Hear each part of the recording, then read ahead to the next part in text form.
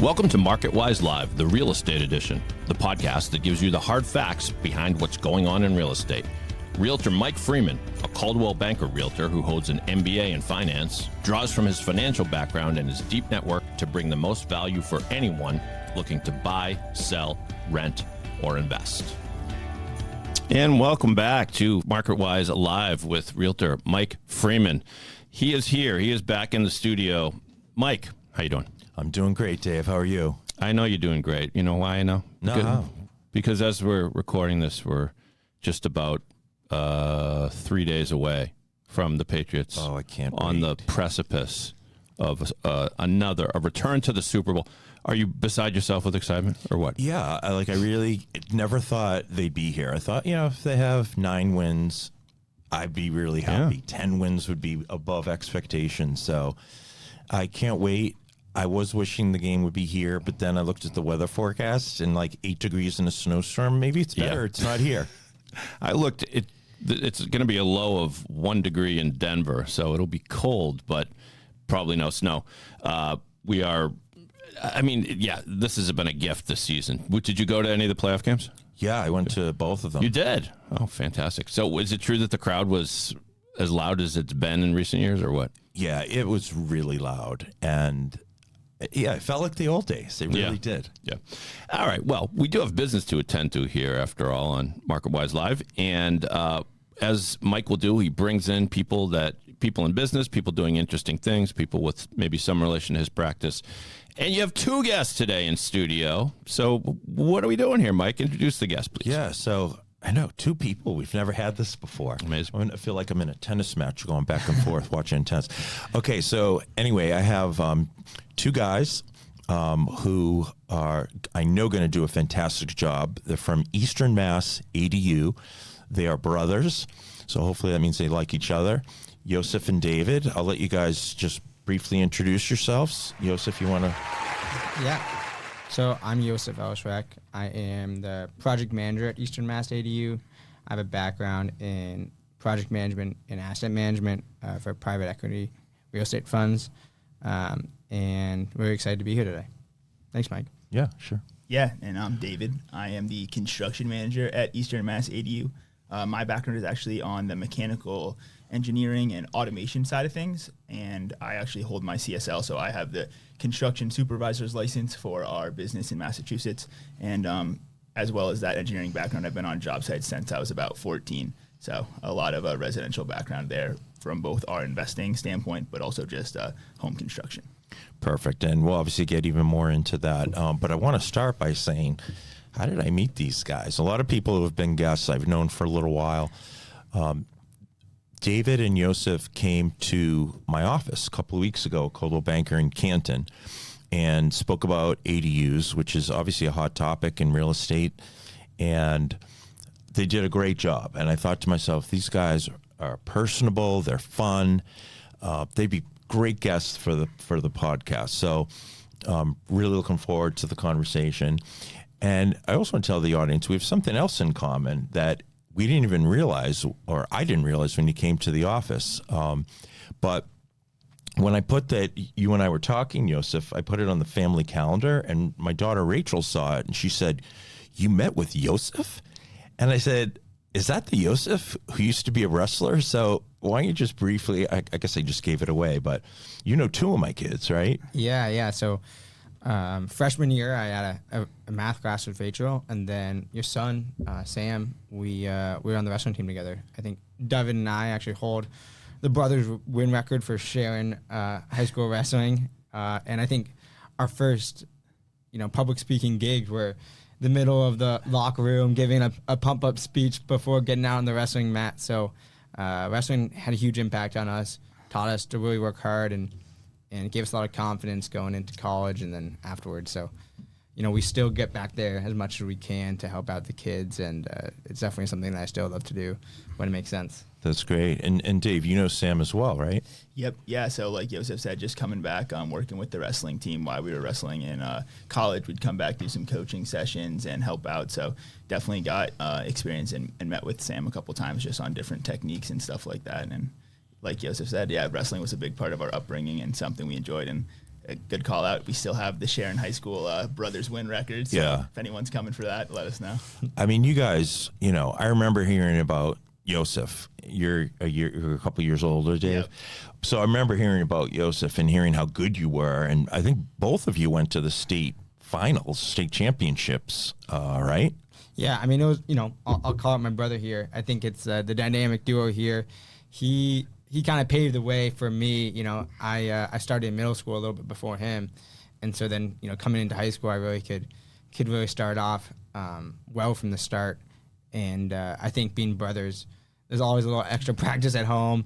And there's, the match is never quite over. So we definitely made each other better. And I think that continued with our working relationship to this day, where we're always, whether on a job site or back at home, we're always thinking about the business, trying to push it forward. So it's we can take those same kind of mindsets and bring it to what we're doing today. So that I have to ask the question. Did you guys wrestle each other in high school or college? Like who won, who would win? Yeah, I mean, I think David probably would have the upper hand here. He was definitely a little bit bigger than me. The only thing I might have him now is his shoulder is a little bad. Oh, Yeah. so, could take advantage. Yeah, I mean, injuries, but I would try not to pop it out. But we haven't really wrestled a full match ever because he was always much bigger than me. Yeah. Okay. That makes sense. I had to ask the question, No, right? of course. Makes sense. Okay, so let's get into your business. And my first question is, so we talked about how the name of your business is Eastern Mass ADU, and we know that it's a hot topic in the state.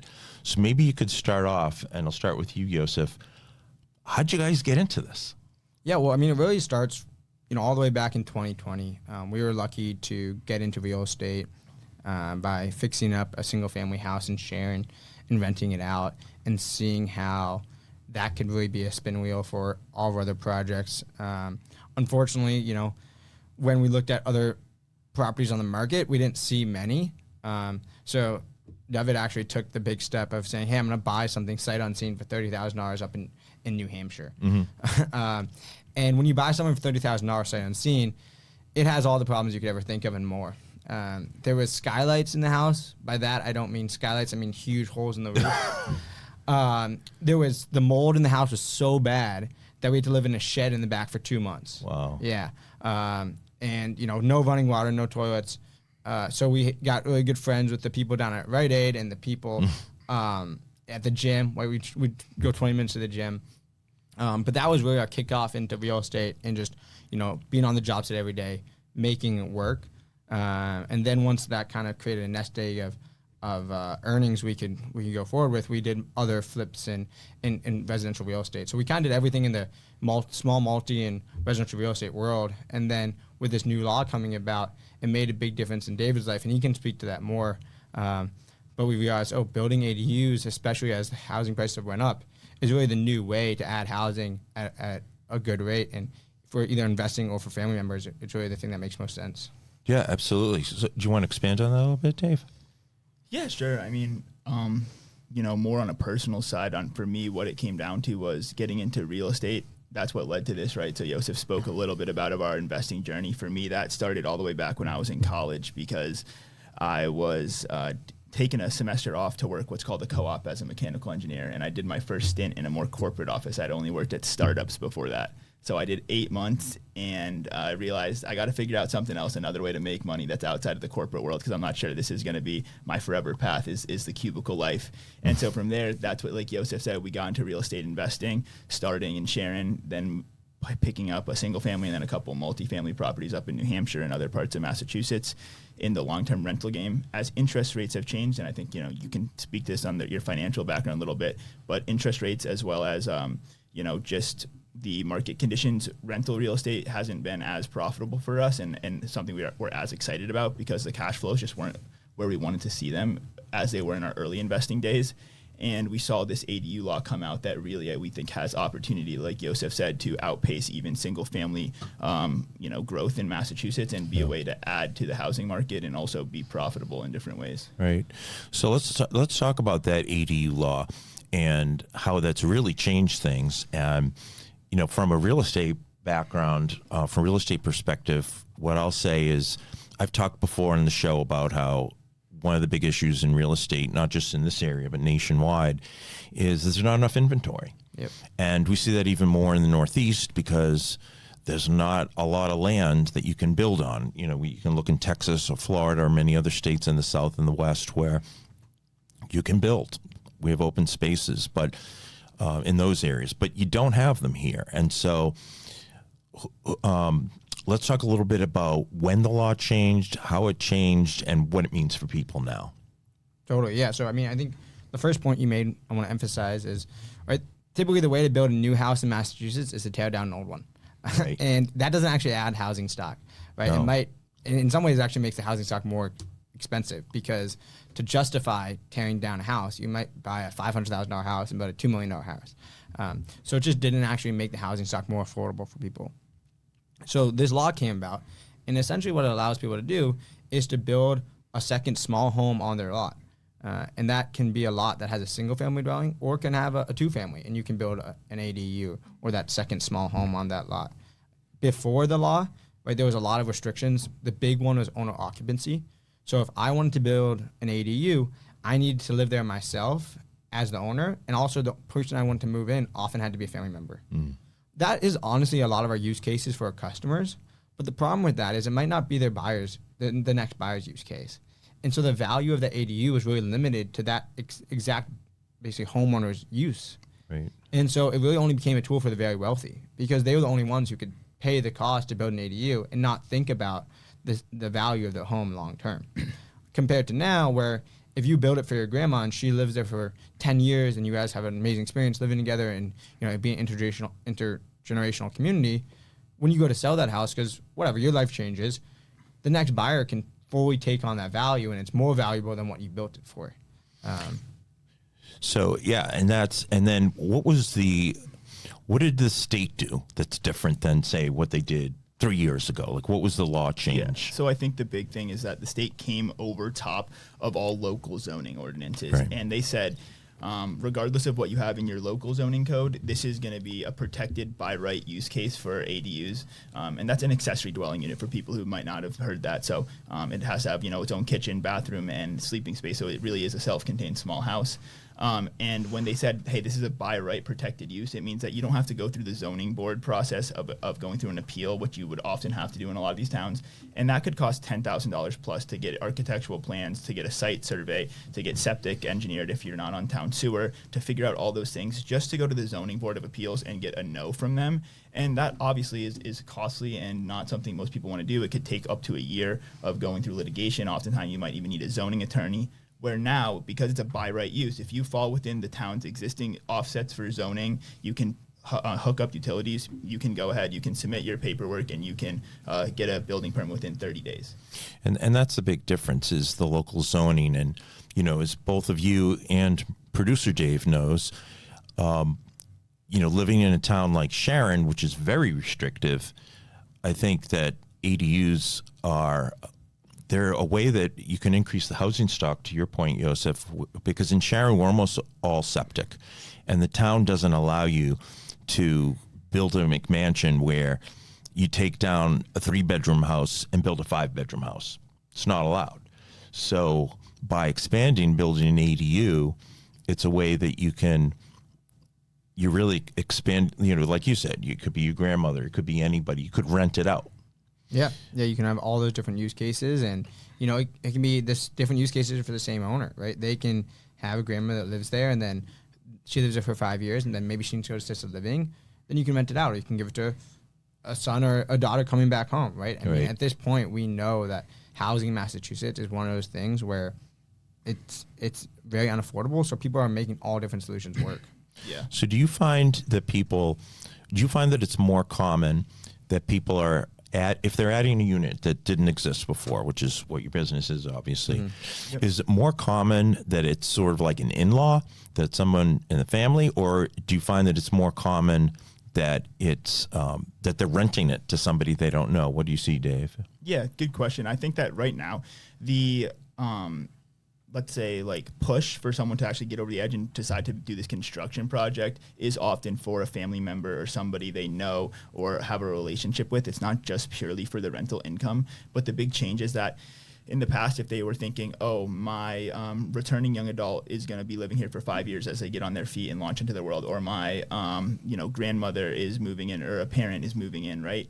They can then rent that out afterwards, because that situation is usually not something that's going to be infinite. It usually might be 5, 10, 15 years. But now it has value down the line, whereas before, I think that would hold people back a lot from making that decision.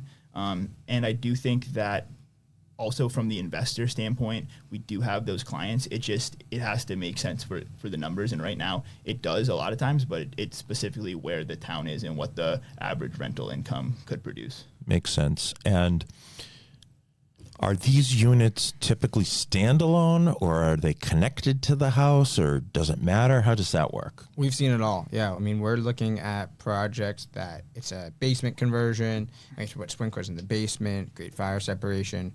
We have garages, up to 500 to 900 square feet. Some are detached, some are attached. We have people that want to, do something above their garage and or even their attic. So we've seen it all.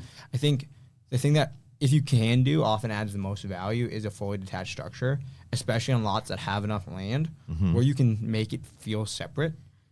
Because then, whether it's for a family member or a rental, you can really have that separation that makes it feel like a separate dwelling, but you still are, a minute walk to each other. So that, I think, is the ideal use case where, most lots in Massachusetts are over half an acre. So you have plenty of land to build a small secondary structure, right? We're talking about a 900 square foot structure on a 20,000 square foot lot. Right. So it's a very small percentage of the lot when you really think about it. So just delving into that a little bit, you talked about how people can convert space they already have. Yep. Or you can have a completely new unit that didn't exist before, right? Yeah, exactly. So what do you find is more common? Again, I think when we look at permitting data from Massachusetts, I think detached is more common. Okay. Especially because a lot of times people already have the attached or the interior space already converted to some shape or fashion. So the new permits we're seeing are for mostly detached structures. And then often what we're doing with our clients is also mostly detached structures. But that might be even detached garage that we're converting existing space. I think that's what people are most comfortable with doing first. And then down the line, we might see more attached or interior structures as well. Makes sense. Yeah, most people don't want to lose square footage in their existing home at this point, and also just from a real estate perspective, right? If you're increasing the square footage of a property, we advise our clients that's the best way to go, because you're adding value by increasing the square footage rather than changing existing square footage. Makes sense. Okay, well, I think what I'll do now is we're going to pause there. We'll continue the conversation in the next episode, but I'm going to hand it back over to producer Dave. Thank you, Mike. We're up to the portion of the program that we call More About Mike.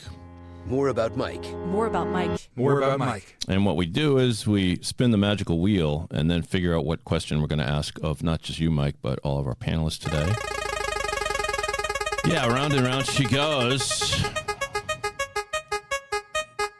To remind you of The Price is Right or Wheel of Fortune. It's one of those. Reminds me more of The Price is Right, that one game. Yeah, the Showcase Showdown with the big wheel. Was that always in the showdown? That they call it the Showcase Showdown when the two people. No, what do they do? They have you spin that giant wheel and you try to get 100. Anyway, the question is, if you had to give a 10-minute TED Talk with no prep, what's the topic? You're giving a 10-minute TED Talk and you have to lecture an audience on something that either your expertise in or you just feel like BSing for 10 minutes. Mm-hmm. So who would like to take, Mike, who should answer? Well, you want to take that first or you want to direct it to one of our guests? I think I'm going to let Yosef do it because he seemed to be interested in this question. No, I mean, I just did this thing. So I just hiked the Pacific Crest Trail, and that's a trail from Mexico to Canada. And that was about 2,600 miles. So I feel like I could give a pretty interesting talk about that, talking about the different bears we saw, talking about all the mountains we climbed, all the different snow we trudged through. And honestly, I also proposed to my fiance on a mountaintop on that trail. So come on, I could have some good tidbits to share. And I think it can be an inspiring story to share with people, and maybe it gets people outside a little bit to hike in their own local mountains. That's very a cool great story. How about you, Dave? Who I think for me, I would pick disc golf. That's my TED Talk topic. Coming from the engineering background, I love throwing discs in the woods. You try to get them into these metal baskets. Each disc has a different flight characteristic and flight pattern where it has a different fade and glide. And I think it's a great sport. It's also a lot less impactful on our environment than other things. You can play right in the woods, and a great state park right by us, actually, Borderland State Park, has a fantastic disc golf. I was going to ask you if you've done it there. I figured you have. Yeah, one of my favorites. That's great. I've been disc golfing at Borderland with my son Griffin, who completely kicked my ass. We'll have to go then. Yeah. We can do a podcast Sure. while walking. Yeah, in the woods.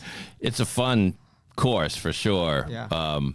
But you don't maybe, I mean, Mike and I are at an advanced age compared to you guys, so you don't realize it there's a lot of, it's both technique and strength for the so-called drive, for the first disc. He was throwing twice as far as me, and my arm was really sore, but it was fun.